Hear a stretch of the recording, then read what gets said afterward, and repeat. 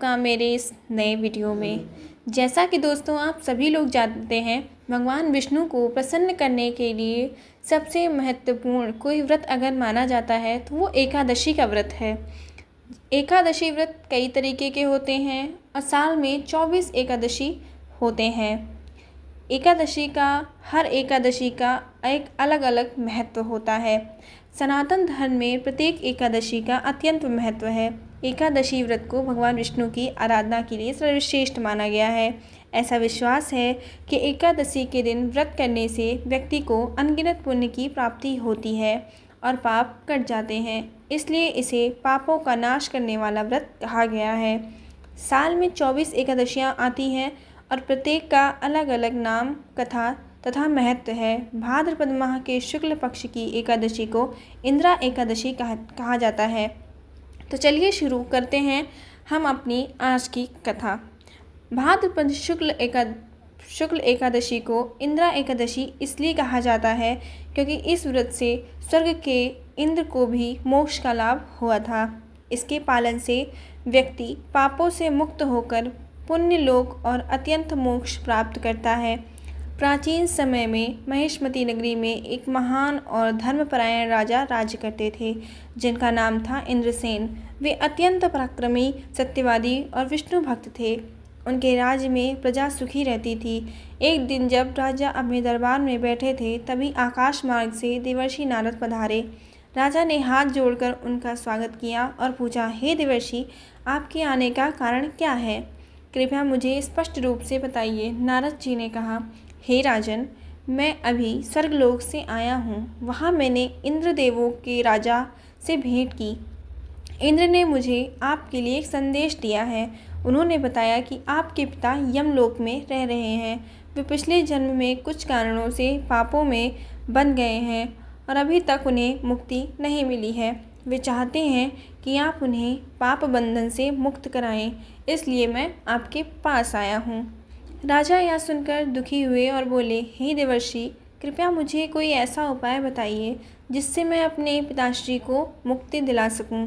नारद जी बोले, हे राजन, भाद्रपद की शुक्ल पक्ष की एकादशी को यदि आप नियम पूर्वक इंदिरा एकादशी व्रत करेंगे तो उसका पुण्य आपके पिताजी को प्राप्त होगा। इससे वे यमलोक में मुक्त होकर स्वर्गलोक पहुंच जाएंगे। राजा ने विधिवत पूर्वक इंदिरा एकादशी का व्रत पालन किया। उन्होंने व्रत के एक दिन उपवास रखा, रात्रि जागरण किया, कथा सुनी और अगले दिन एक द्वादशी को दान दक्षिणा सहित ब्राह्मण को भोजन कराया। व्रत का फल यह हुआ कि उनके पिता यमराज के बंधनों से मुक्त होकर स्वर्गलोक चले गए। इसी प्रकार इंदिरा एकादशी व्रत ने राजा इंद्रसेन के पितृ को मुक्ति प्रदान की। तभी से यह व्रत पितृ मुक्तिदायक व्रत कहलाया।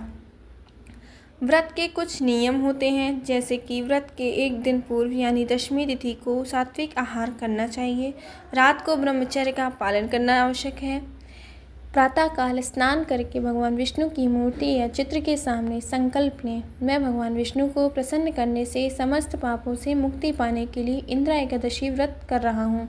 व्रत के दिन भोजन न करें, केवल फलाहार या जल से भी काम चलाया जा सकता है। भगवान विष्णु की पूजा पीले फूल, तुलसी दाल, धूप दीप नैवेद्य से करते हैं। दिन भर विष्णु नाम का जप करें। रात्रि में भजन कीर्तन करें और जागरण करना विशेष फलदायी होता है।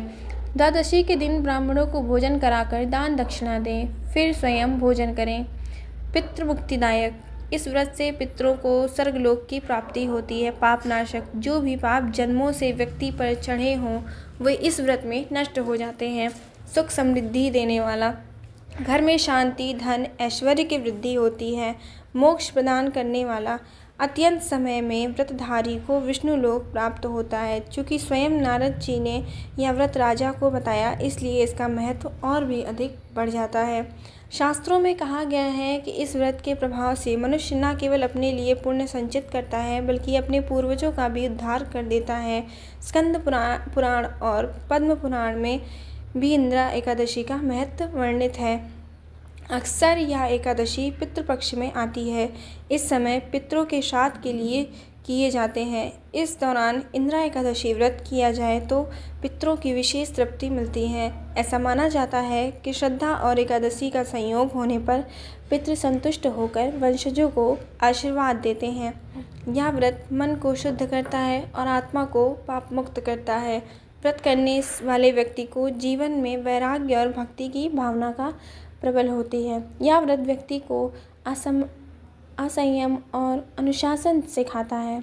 इंदिरा एकादशी की कथा हमें यह सिखाती है कि व्रत केवल शरीर को कष्ट देने का साधन नहीं है, बल्कि यह आत्मा को शुद्ध करने और पूर्वजों की आत्मा को शांति देने का मार्ग है।